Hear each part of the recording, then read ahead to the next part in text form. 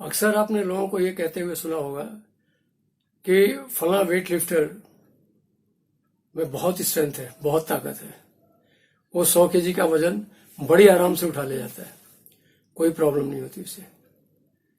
इससे ये पता चलता है कि उस बंदे की, उस व्यक्ति की जो इंटरनल स्ट्रेंथ है वो काफी अच्छी है और 100 केजी तक का वेट वो बड़े आराम से उठा सकता है।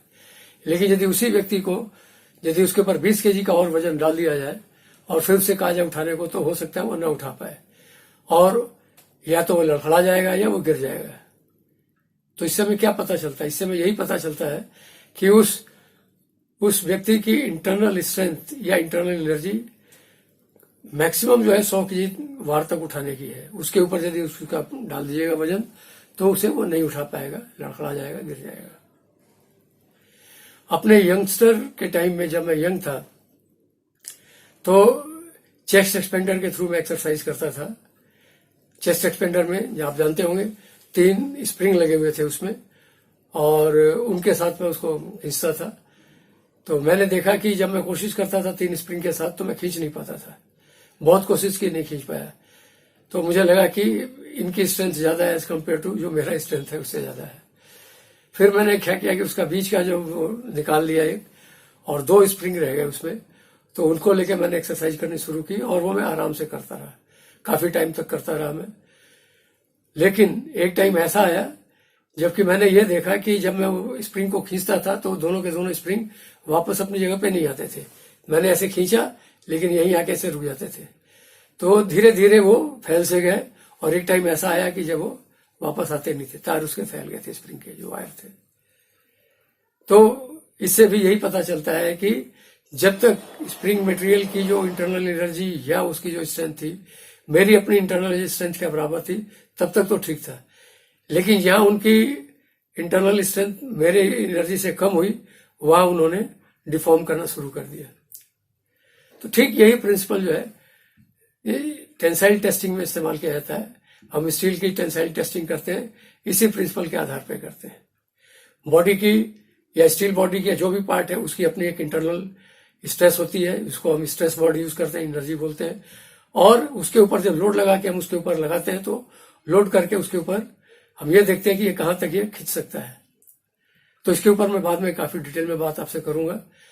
तो इस प्रिंसिपल के ऊपर ही आधारित है। इसके अलावा कई एक और स्ट्रेंथ के हैं मटेरियल स्ट्रेंथ में, जैसे कि compression strength, bending strength, shear strength, torsion strength और फटीग स्ट्रेंथ। करीब 6 तरह की ये स्ट्रेंथ है। इनको मैंने अलग से एक पिक्चर में आपको दिखाया हुआ है, फोटो में, और उनके रियल लाइफ एप्लीकेशंस भी मैंने आपको दिखाए हुए, कहाँ कैसे उनको यूज किया जाता है। और एक मैंने अलग से डायग्राम ये दिखा रखा है जिसमें कि मैं ये दिखा रहा हूं कि इन 5 के केस में कम से कम क्या क्या फोर्सेस कैसे अप्लाई करते हैं, किस डायरेक्शन में फोर्सेस होती हैं, ये मैंने इनको आपको दिखा रखा है। फटीग का इसमें नहीं है, क्योंकि फटीग जो है वो अल्टरनेटिंग स्ट्रेस होता है। मतलब आपका ये यदि मीन पोजिशन है तो यूं यूं यूं यूं ये इस तरह का मोशन होगा, फास्ट स्लो हो सकता है, या ये रोटेटिंग फटीग भी हो सकता है। ये मटेरियल आपका राउंड हो रहा है, जैसे आप गियर्स वगैरह का ले लीजिए, कई तरह इस तरह की एप्लीकेशन है। शाफ्ट के आप एप्लीकेशन लीजिए, हमेशा घूमता रहता है शाफ्ट, तो ये फटीग स्ट्रेंथ हो जाता है। तो इसमें तो मैं अभी चर्चा नहीं करूंगा क्योंकि मेरा चैप्टर जो है टेंसाइल टेस्टिंग के ऊपर है और सिर्फ स्टील से रिलेटेड है, तो इस पर मैं बात करूंगा। इससे पहले मैं 5 पार्ट आपको बता चुका हूं। मुझे उम्मीद करता हूं कि आपको याद होगा। इनकेस आपको याद ना हो तो आपको एक झलक दिखा देता हूं कि मैंने क्या क्या 5 पार्ट बनाए थे। पार्ट 0 था, वो इंट्रोडक्टरी था, जो मेट्रोलॉजिकल क्वालिटी कंट्रोल सीरीज 1 के ऊपर मैं क्या क्या कवर करने वाला हूं, उसमें मैंने उसको बताया था। पार्ट 2 जो था that was on chemical analysis. Part 3 जो था वो ब्रेनल हार्डनेस टेस्टिंग के ऊपर था। पार्ट 4 विकर्स हार्डनेस टेस्टिंग के ऊपर था। और पार्ट 5 शोर हार्डनेस या सेलोस्कोप हार्डनेस टेस्टिंग के ऊपर था। ये सारे मैंने अब तक कवर किए हुए हैं। यदि आपने नहीं देखे हैं तो उसे अवश्य देखिए, दोस्तों को दिखाइए, अपने व्हाट्सएप ग्रुप में शेयर कीजिए और कोशिश कीजिए कि पूरे का पूरा वीडियो देखिए, तब आप इसको अच्छी तरह से समझ पाएंगे और तब ये आपके लिए लाभदायक भी होगा। बीच में यदि देख के 2-3 मिनट देख के आपने छोड़ दिया तो उसका कोई फायदा नहीं है। तो मेरी आप सबसे रिक्वेस्ट है कि आप उसको पूरा ही देखिए। तो अब मैं आप सबका ज्यादा समय नहीं लेते हुए टेंसाइल टेस्टिंग का ये चैप्टर शुरू करता हूं। Tensile testing of steel.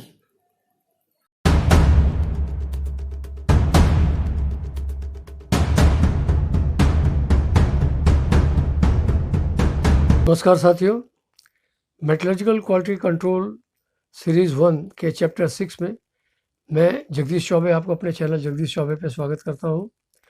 जैसा कि मैं इस वीडियो का इंट्रो में बता चुका था स्टार्टिंग में कि ये पार्ट 6 जो है टेंसाइल टेस्टिंग के ऊपर है। तो इस टेंसाइल टेस्टिंग के ऊपर पार्ट 6 में हम क्या क्या कवरेज करेंगे उसकी एक झलक दिखा दूं आपको। देखिए, कवरेज में है टाइप्स ऑफ टेंसाइल टेस्टिंग, कितने टाइप के होते हैं, टेस्ट इक्विपमेंट क्या क्या है, टेस्ट मेथड्स एंड प्रोसीजर्स क्या होते हैं, क्या क्या प्रिकॉशंस लेना चाहिए, प्रॉब्लम्स एंड पॉसिबल सॉल्यूशन है, और लास्ट में मैंने एक स्लाइड ऐड की है जो एप्लीकेशन और बेनिफिट्स के ऊपर है कि टेंसाइल टेस्टिंग हम क्यों करते हैं, उससे क्या बेनिफिट है और क्या क्या एप्लीकेशन है उसका। So tensile testing, what is tensile strength. पहले तो टाइप बता दूं मैं आपको। टाइप दो टाइप के मैंने दिखाए यहाँ पे। एक ये फॉर स्टील और मेटल्स के लिए यूज़ करते हैं, चाहे वो स्टील हो, कॉपर हो, एल्यूमिनियम हो, और दूसरा ये for elastomers like rubber and plastic है। इनके लिए डिफरेंट टाइप की मशीनें होती हैं, इलास्टोमर्स की अलग ही होती हैं। तो इस चूँकि ये चैप्टर में कंसर्न नहीं कर रहा हूँ, मैं टोटली कंसनट्रेट कर रहा हूँ स्टील के ऊपर, तो स्टील के बारे में मैं आपको सब बताऊँगा। तो ये तो टाइप्स हो गए, हम इसी को कवर कर रहे हैं।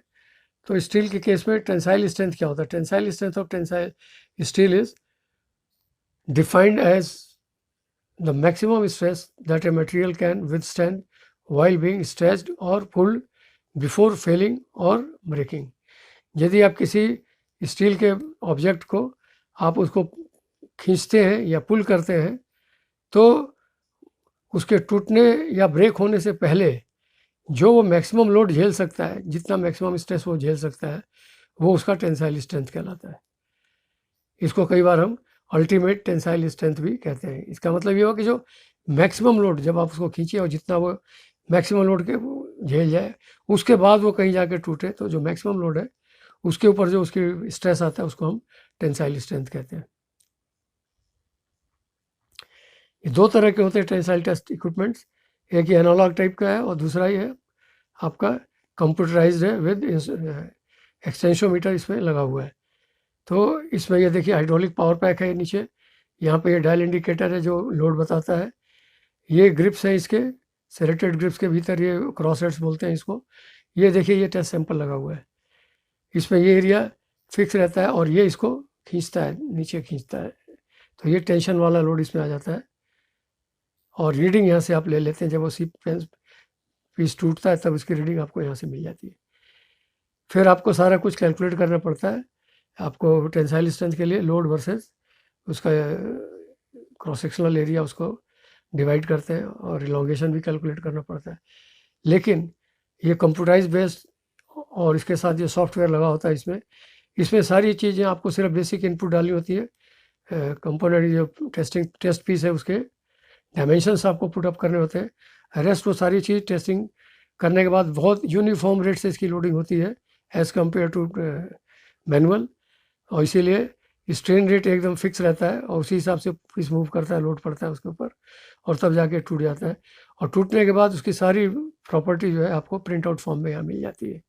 तो ये इसका फ़ायदा है कि आपको कुछ भी कैलकुलेट नहीं करना पड़ता। ये जो मैंने टेस्टिंग का बताया इसका मेथड एंड प्रोसीजर, इसके लिए यदि आप इंडियन स्टैंडर्ड देखिएगा 1608/1995 तो आपको सब कुछ मिल जाएगा। मेरी आपसे रिक्वेस्ट है कि इसको आप ज़रूर देखें ताकि आपको इसकी डिटेल जानकारी मिल जाए।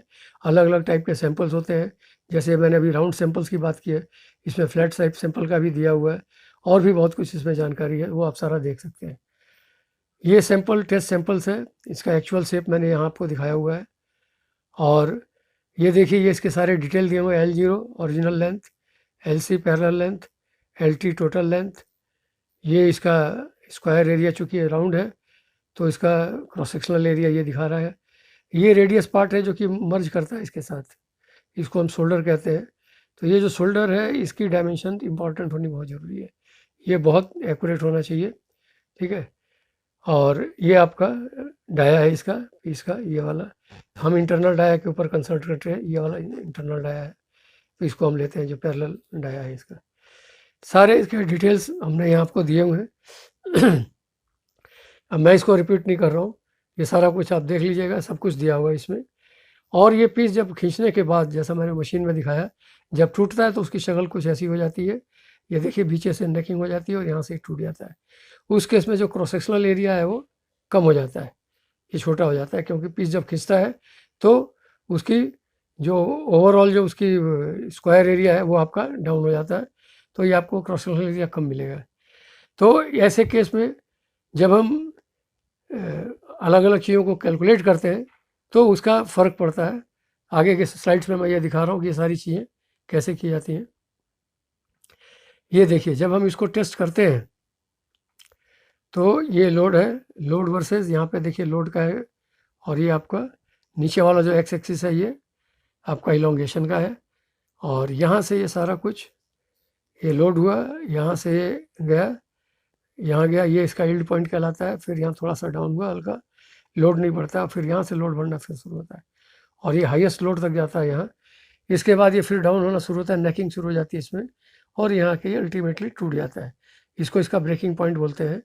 तो ये जो पॉइंट है, यहाँ पे जो स्ट्रेंथ वैल्यू आती है, स्ट्रेस आता है, उसको हम टेंसाइल स्ट्रेंथ कहते हैं, अल्टीमेट कहते हैं, अल्टीमेट टेंसाइल स्ट्रेंथ। ये जो फ्रैक्चर यहाँ ये टूट जाता है, इसके कॉरस्पॉन्डेंस जो इसका टेंसाइल वैल्यू होगी वो हम कहते हैं उसको ब्रेकिंग स्ट्रेंथ, टूट जाता है।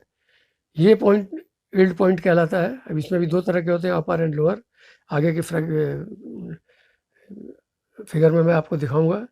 और ये यदि आपने यंग मॉडुलस निकालना हो तो प्रोपोर्शनल लिमिट के भीतर ये यंग मॉडुलस जो है राइज अपॉन रन और स्लोप, ये जो स्लोप है ये इससे यंग मॉडुलस निकालते हैं।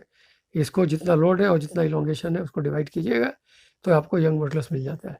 ये यंग मॉडुलस खास करके डिजाइनर्स के काम आता है, ये बहुत काम की चीज़ है, क्योंकि इससे ये पता चलता है कि प्रोपोर्शनल लिमिट में उसमें क्या कुछ खिंचाव आ सकता है या नहीं आ सकता। कायदे से ये पैरेलल होना चाहिए एकदम, ठीक है। और ये मैंने यहाँ आपको कुछ दिखाए हुए हैं, यूटीएस के निकाले हैं उसका यूनिट, ये आपका यील्ड स्ट्रेंथ का यूनिट, प्रूफ स्ट्रेंथ उसे बोलते हैं जो आप उसको खींचते हैं। तो यहाँ जो इसमें यहाँ से जो डिफॉर्मेशन हल्का शुरू होता है तो 0.2% इलोंगेशन पे, जो भी ये जो नीचे का आ नहीं रहा यहाँ पे एरो, नीचे की जो लाइन है एक्स लाइन पे 0.2% यदि हम देखते हैं उसके हिसाब से ये यहाँ पे लोड क्या आता है, वो जो एरिया होता है उसको हम कहते हैं प्रूफ स्ट्रेस, ठीक है। ये आपका यील्ड पॉइंट हो गया, ये प्रूफ स्ट्रेस इसके नीचे कहीं होता है जहाँ की 0.2% इलोंगेशन होता है।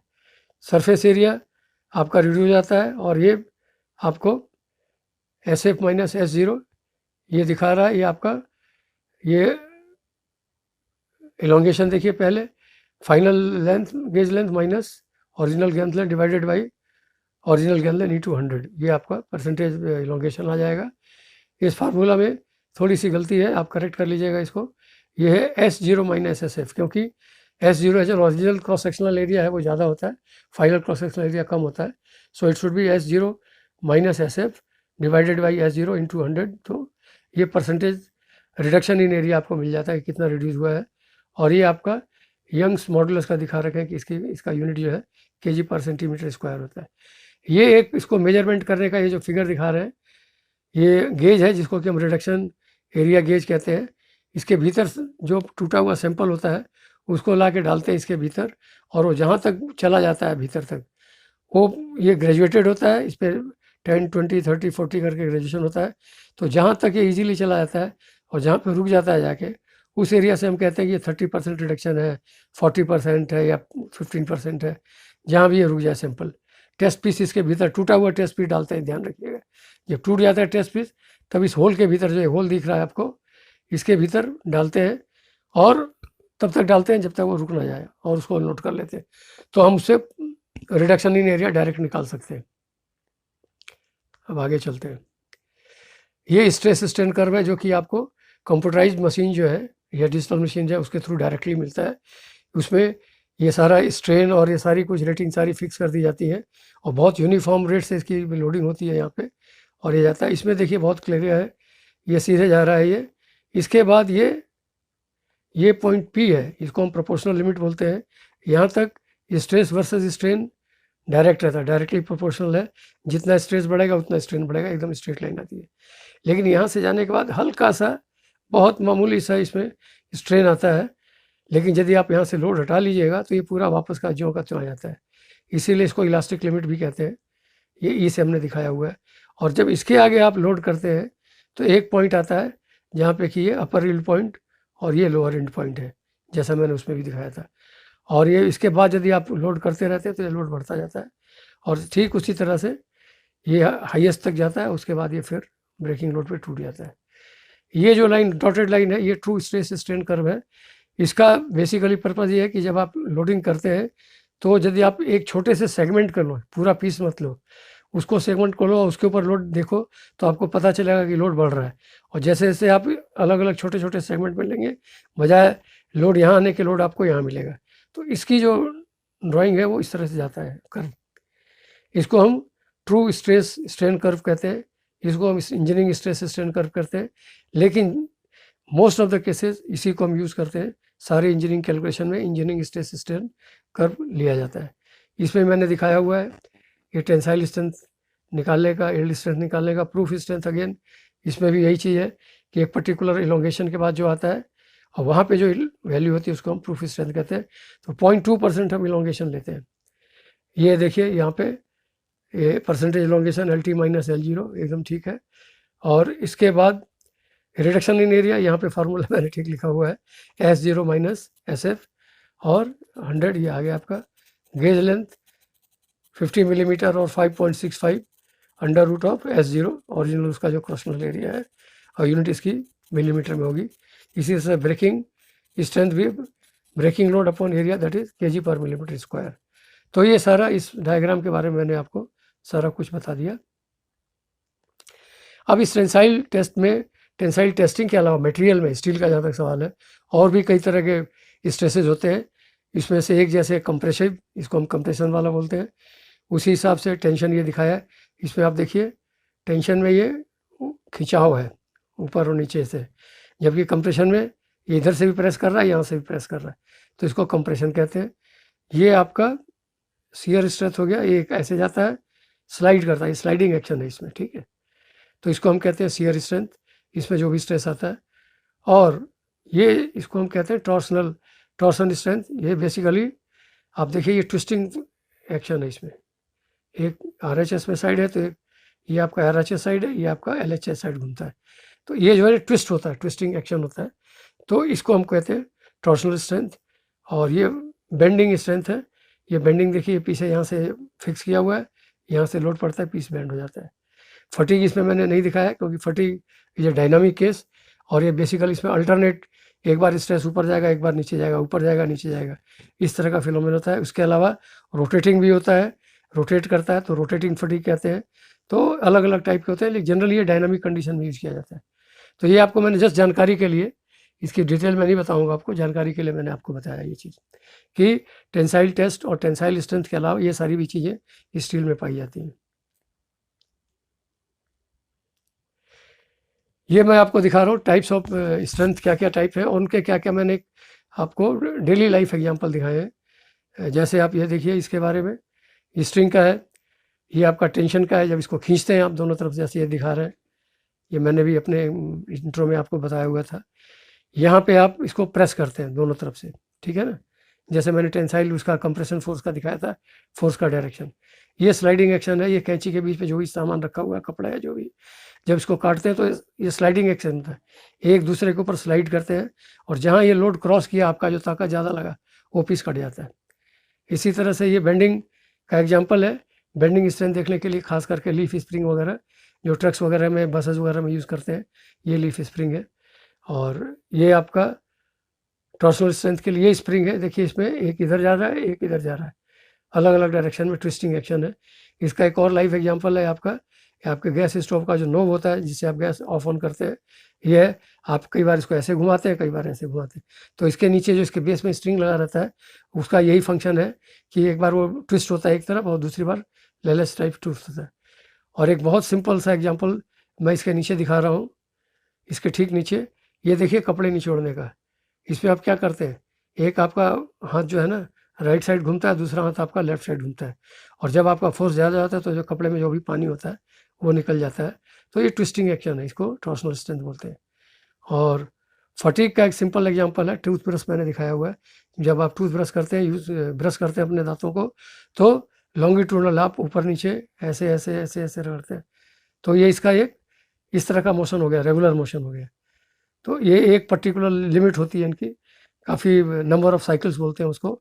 एक पर्टिकुलर साइकिल तक ये ठीक रहता है, उसके बाद यदि ज़्यादा नंबर ऑफ साइकिल और बढ़ाया गया तो ये फिर डिटोरिएट होना शुरू हो जाता है, और फिर आप देखते हैं कि काफ़ी टाइम के बाद ये इसके ब्रूस के जो ब्रस्टल्स हैं ये आपके फैल जाते हैं, तो उस समय इनका फटीग जो स्ट्रेंथ है वो क्रॉस हो जाता है। ठीक है, तो ये सारा कुछ आपका एक एग्जाम्पल है, daily life example, different type of strength.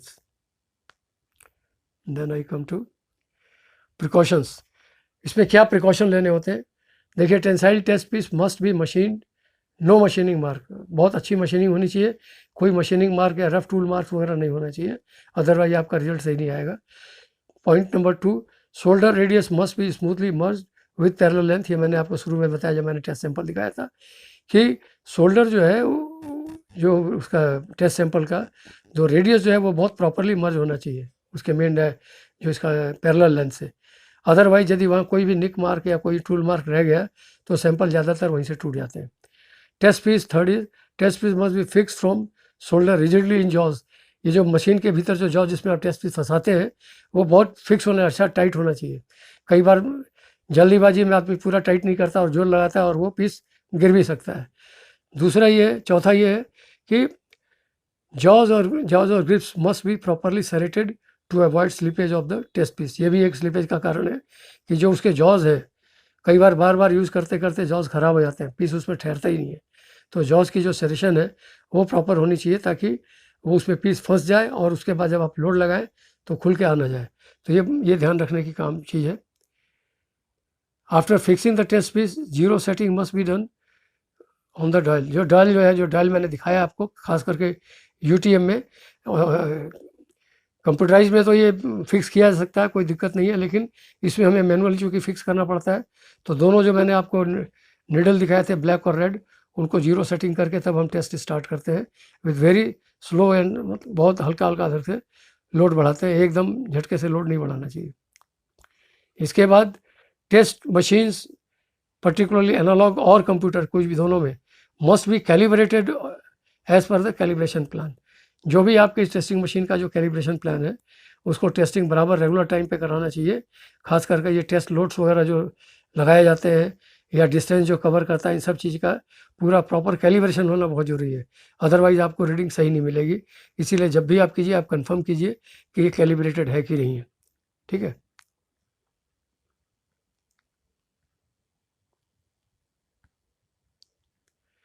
अब आइए problems and solution. During testing आपको क्या क्या प्रॉब्लम फेस करनी पड़ती है और उसके क्या पॉसिबल सॉल्यूशंस है वो मैंने यहाँ दिखाए हैं। पहला पॉइंट मैंने दिखाया है, test piece breaks outside of the mark gauge length. जो आपने गेज लेंथ 50 मिलीमीटर की मार्क की है, टेस्ट पीस उसके बाहर टूटता है। क्या कारण हो सकता है? एक तो ये देखिए कि आप जो मशीनिंग मार्क वगैरह तो नहीं है उस पैरेलल लेंथ में कहीं, क्योंकि यदि मशीनिंग मार्क होगा तो नॉच का एक्ट करेगा और पीस वहाँ से टूट सकता है। वो स्ट्रेस रेजर बेसिकली हो जाते हैं और जब उस पर जोर पड़ता है, जब फोर्स लगता है तो वो वीक पॉइंट होता है और वो टूट जाता है। तो कभी भी इसकी रीडिंग को सही नहीं मानना चाहिए। Test piece breaks abruptly after loading. कई बार आपने स्टार्ट किया लोडिंग, खड़ाक से टूट गया, तो इसका क्या रीजन हो सकता है? Control rate of loading in UTM particularly less chances in digital. इसमें यह कह रहा है कि आपका जो रेट ऑफ लोडिंग है यूटीएम में, चूँकि आप मैनुअल उसको लोड करते हैं, धीरे धीरे नॉब को बढ़ाते हैं, अगर आपने एकदम जल्दी से बढ़ा दिया तो एकदम सडनली लोड पड़ेगा पीस के ऊपर और वो टूट जाएगा। तो इस चीज़ को अवॉइड कीजिए, मैंने प्रिकॉशन में भी ये बात आपको कही थी। जो थर्ड है वो test piece breaks from the shoulder से जो ब्रेक करता है, ये भी मैंने बताया कि जो उसका रेडियस है वो बहुत इंपॉर्टेंट चीज़ है, और रेडियस जब मर्ज होता है उसके मेन डायमीटर के साथ, पैरेलल लेंथ के साथ, तो उसकी जो मर्जिंग है वो प्रॉपर होनी चाहिए। तो ये जो शोल्डर है इस पर कोई टूल मार्क या मशीन मार्क नहीं होना चाहिए, और यदि ऐसा है तो आपको उसको डिस्कार्ड कर देना चाहिए। लास्ट में मैंने ये लिखा है कि repeat the test taking care of all precautions and solution as mentioned above. यदि आपको इन तीनों में से कोई प्रॉब्लम्स आती हैं और आप फेस करते हैं तो उस टेस्ट को निकाल दीजिए, आप एक नया टेस्ट कीजिए और उसको पूरा प्रिकॉशन रखिए और ये जो सॉल्यूशन मैंने बताया उसका ध्यान रखिए और तब उस टेस्ट कीजिए ताकि आपको सही रिजल्ट मिले। ये मैंने एक एडिशनल स्लाइड डाली हुई है, advantages and application of tensile testing. पहला, it helps designer to design any product based on the values tensile strength, yield strength, elongation, reduction in area obtained from tensile testing for a particular. जो designer होता है यदि कोई चीज़ particular product बना रहा है particular application के लिए, तो उसको ये जानकारी बहुत ज़रूरी है कि यदि इस पर्टिकुलर स्टील का टेंसाइल टेस्ट किया जाए तो इसके क्या क्या वैल्यू आती है। तो ये चीज़ कैसे संभव है, ये आपको जब तक आप टेंसाइल टेस्ट नहीं कीजिएगा आप ये वैल्यू उसको दे नहीं पाएंगे। इसीलिए ये एक बहुत बड़ा एडवांटेज है टेंसाइल टेस्टिंग का कि आपको मटेरियल की बेसिक प्रॉपर्टीज़ पता रहती है, उसके अकॉर्डिंगली आप उसको डिज़ाइन कर सकते हैं। ठीक इसी तरह एक और बेसिक प्रॉपर्टी है Young's modulus, Poisson ratio, yield strength. ये सारी चीज़ें जो स्टील की अलग अलग ग्रेड की अलग अलग होती हैं और ये भी सारी टेंसाइल टेस्टिंग के दौरान ही पता चलती हैं। और इससे जो डिज़ाइनर जो है अपने प्रोडक्ट को सेफ्टी पॉइंट ऑफ व्यू से क्या उसको सेफ्टी फैक्टर लेना है कितना नहीं लेना है वो डिसाइड करता है। और तो इसमें ये जो सारी चीज़ें बहुत हेल्पफुल होती हैं। Data available from tensile testing helps in selection of particular material for a particular application. जो आपके पास डाटा है स्ट्रेंथ ऑफ मटेरियल के, जो भी टेंसाइल टेस्टिंग के डाटा हैं, अलग अलग स्टील के अलग अलग डाटा हैं, ये सारे मिल जाते हैं और उसके बेसिस पे जो डिज़ाइनर क्या करता है, यदि उसको कोई पर्टिकुलर एप्लीकेशन के लिए कोई मटेरियल सेलेक्ट करना होता है तो ये सारा डाटा वो देखता है एक बार और फिर वो देखता है कि मेरे इस लोड के लिए जो कि एप्लीकेशन के दौरान उसके ऊपर पड़ने वाला है असेंबली में या कहीं भी, तो उसके हिसाब से हमें किस स्ट्रेंथ का मटेरियल चाहिए, उसका यील्ड पॉइंट हमेशा उससे कम होना चाहिए। यदि यील्ड पॉइंट क्रॉस कर जाता है तो वो यील्डिंग शुरू हो जाएगा, उसकी एक्यूरेसी ख़त्म हो जाएगी, तो ये भी उसको ध्यान रखने का है। इसी तरह से इलोंगेशन है। तो सारे टेंसाइल टेस्ट के डाटा मटेरियल के वो एक डिसाइड करते हैं कि हमें कौन सा मटेरियल यूज़ करने का है किसी पर्टिकुलर एप्लीकेशन के लिए। फिर एक मैंने एक एग्जांपल दिया कि यदि higher the elongation ductility will be higher. ये एक प्रॉपर्टी है उसकी, जितना ज़्यादा इलोंगेशन आपको ज़्यादा मिलेगी उसकी डक्टिलिटी उतनी ज़्यादा होगी। ठीक है, उसको आप ज़्यादा दूर तक खींच सकते हैं, लंबा खींच सकते हैं, जल्दी वो टूटेगा नहीं और उसकी डक्टिलिटी बहुत अच्छी होती है। इसी तरह से यदि हायर यदि परसेंटेज ऑफ रिडक्शन एरिया मिलता है तो उसके हिसाब से फॉर्मेबिलिटी अच्छी होती है। स्टील को बेंड करना हो, मोड़ना हो और जो भी कुछ करना हो तो उसके इसमें किसी भी शेप में फॉर्म करना हो तो उसके इसमें यदि उसका रिडक्शन एरिया अच्छा है तो ज़्यादा बेहतर रहेगा। In case of steel forging standard test pieces made from raw material bar in rolling direction वगैरह is casting test bar particular dimension क्या। इसका ये है कि जब भी आप ये देखिए टेस्ट किसके लिए कर रहे हैं, जैसे फोर्जिंग के लिए करते हैं, फोर्जिंग से अल्टीमेटली गियर बनता है, शाफ्ट बनता है, तो उसका बेसिक रॉ मटेरियल क्या होता है, उसका बेसिक रॉ मटेरियल जो होता है वो आपका राउंड टेस्ट बार होता है चाहे स्क्वायर बार होता है। उसमें से फिर हम सैंपल निकालते हैं टेस्ट पीस के साइज़ का। बट इसमें ये ख्याल रखना है कि जो उसका रोलिंग डायरेक्शन है उसी डायरेक्शन में आपको सैंपल निकालना है। रिवर्स निकालिएगा तो रिजल्ट नहीं आएगा क्योंकि उस समय ग्रेन फ्लो उसके ट्रांसवर्स डायरेक्शन में होंगे। तो हमेशा ग्रेन फ्लो के डायरेक्शन में टेस्ट पीस निकालना चाहिए और उसको प्रॉपरली मशीन करके तब टेस्ट करना चाहिए। इन केस ऑफ कास्टिंग क्या होता है कि कास्टिंग के साथ साथ हम एक टेस्ट बार भी उसमें ऐड कर देते हैं, वो उसी के साथ कूल होता है, उसी के साथ वो पूरा उस मोल्ड में आ जाता है और फिर जब हम उसको निकालते हैं कास्टिंग को तो उसी के साथ जुड़ा हुआ होता है वो। और उसका पर्पज़ यही होता है कि जो भी आपके समय कास्टिंग की केमिस्ट्री है, उसका कूलिंग रेट है, सारा कुछ जो कास्टिंग में है वही टेस्ट पीस को रिप्रेजेंट करता है। लेकिन वो टेस्ट पीस को फिर आपको, क्योंकि वो कास्टिंग होती है, सरफेस रफ होता है, उसको फिर आपको प्रॉपरली मशीन करके जो रिक्वायर्ड डायमेंशन है उसके हिसाब से बनाना पड़ता है और फिर आप उसको टेस्ट कीजिए और तब आपको पता चलेगा कि उसकी टेंसलेशन क्या है।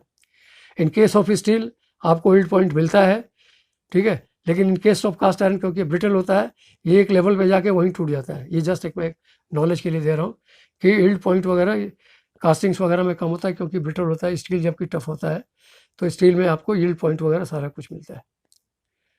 तो ये सारा कुछ टेंसाइल टेस्टिंग के ऊपर मैंने आपको बता दिया। उम्मीद करता हूँ कि ये आपको इन्फॉर्मेशन अच्छी लगी होगी। आपकी जानकारी में कुछ ना कुछ वृद्धि ज़रूर होगी जो आपकी पहली जानकारी थी। और यदि आपको ये सही लगा है तो आप इसको लाइक कीजिए, आप इसको कमेंट दीजिए इसके ऊपर जो भी आप चाहते हैं। और यदि आप नए हैं चैनल पे तो इसको सब्सक्राइब कीजिए, अपने दोस्तों के साथ व्हाट्सएप पे शेयर कीजिए। अब मैंने आप लोगों का बहुत समय लिया और मैं शुक्रगुजार हूँ कि आपने इतना समय दिया और मेरे इस प्रोग्राम को सुना। तो अब मैं ये प्रोग्राम यहीं समाप्त करता हूँ। अगला प्रोग्राम पार्ट 7 आएगा, वो मैं आपको कुछ दिनों के बाद आपको मिल जाएगा। तब तक के लिए मुझे इजाज़त दीजिए। Thank you very much. धन्यवाद।